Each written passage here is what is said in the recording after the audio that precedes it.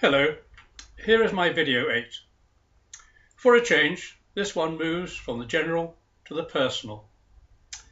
It is about me.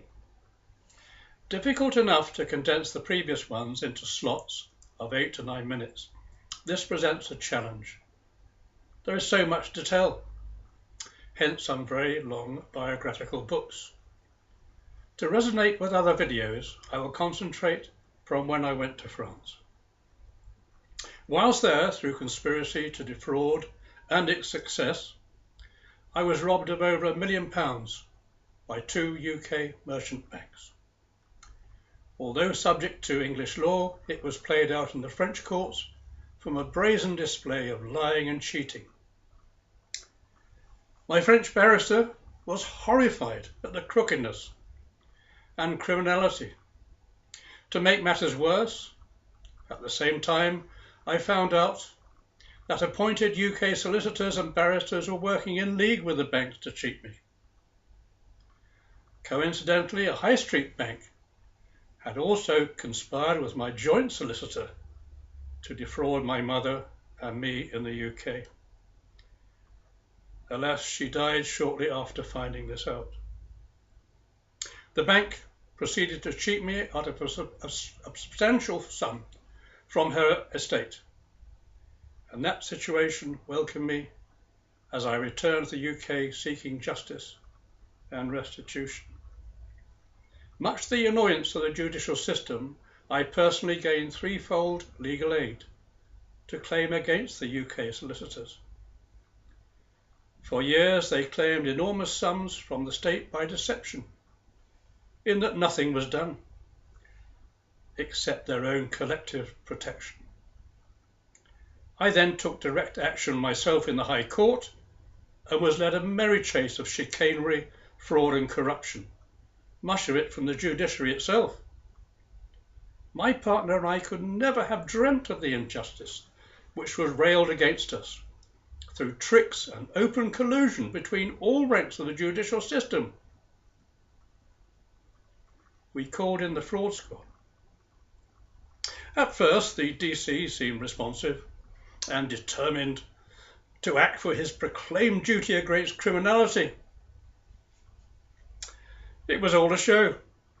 His sidekick told me unofficially that the Memorandum of Understanding against me had come into play. Nothing was going to be done. We then decided to try and put all that behind us and start again. We'd moved to the south coast by then, but I used my talents and knowledge of the property market in London to start having an increasing income. At the same time, I was actively looking for projects to run myself, substantially again. Through much hard work and luck, I came together with a couple of clever colleagues and we built up an organisation poised to bring a large project and employment in and to Wales, as well as bringing us all, including my partner, a significant financial potential. By fate, which seems to follow me round, we had a crooked administration director, which was bad enough. He had a conspiracy to defraud us all, in cahoots with a senior manager of a high street bank. The police refused to act through the admitted Memorandum of Understanding. The manager escaped to Canada, and the bank successfully damaged our organisation to failure. My partner died shortly afterwards. To make matters worse, with the exception of my eldest son, I have only been allowed to see my other 5 children, as much as you can count on one hand, in 25 years. By this time, my partner and I had lost another £1 million plus in hard cash, tens of millions in potential. I had to start again. Part of this was to set up a charity and organisation alongside, devoted to bringing justice and restitution to many similar victims of injustice and criminality. I had just brought in 2 new trustees when the charity was set to receive very substantial funds. Their desire for control and greed led them to unlawfully push me aside and divert the funds to themselves personally. I wrote to colleagues trying to rectify this, but that resulted in the two crooks taking action against me for libel in the Civil High Court. Twice their action was thrown out, forming precedents, remember? But they kept returning and being allowed to do so, which is against the law. They bombarded me with vilification on the internet. I responded with truthful account of court actions. Then something extraordinary happened. They formed a conspiracy to defraud me with certain High Court judges in Queen's Bench Division, well known for their gagging orders. The arrangement was simple. The two crooks will be the front runners in bringing extra material, i.e. what I had reported about my wide history, into court as an extension of their own libel. Oh yes, you may well ask how that can be lawful, so that I could be silenced by order in exchange for them having impunity and immunity for their criminal acts. I was required to make a written confession of their innocence. I refused. I was put in prison for contempt of court from a secret hearing. Meanwhile, I had come together with a new partner and had been living with her for a few years. It happened that one of the crooks was part of the local police. So when they bombarded our neighbours with false accusations of me being a paedophile, the police did nothing. I was driven from my home. The police and other crooked people, including two of my partner's children, terrorised and victimised my partner almost to destruction. We have never been together again. Worse was to come. Upon release, I applied to the Court of Appeal, bringing my total history and very substantial financial claims, including significant damages. It went before 3 judges.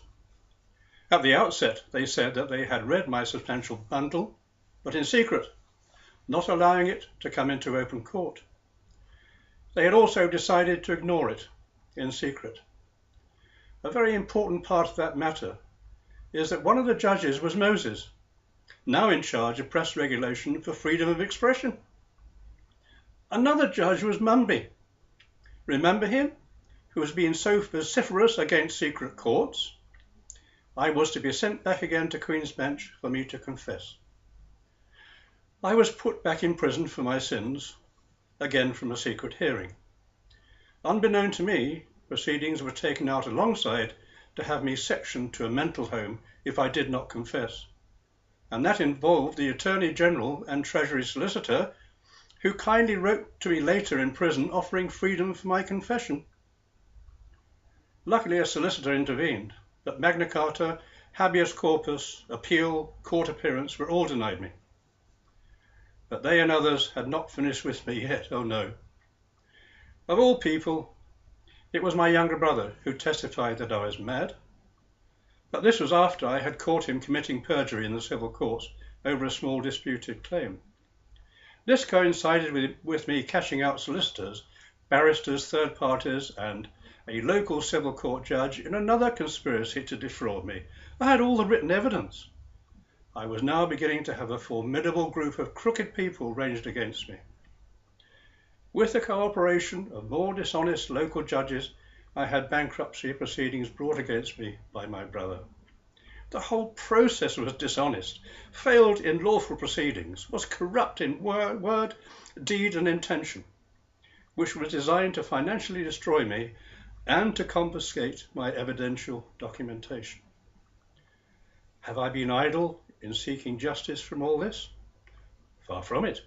For over 3 years now, I have been certainly to 12 criminal courts, lodging a multitude of indictments, most of them against members of the judicial system. On all occasions, I had been told to get knotted, usually verbally. Just recently, from my plan to attend a criminal court through presented evidence, I face a criminal sentence in turn. Yes, you've guessed it, from systemic criminality, crookedness and corruption. I await my appeal, no less for human rights, to the Supreme Court, which had previously told me to get stuffed. This is Justice UK style.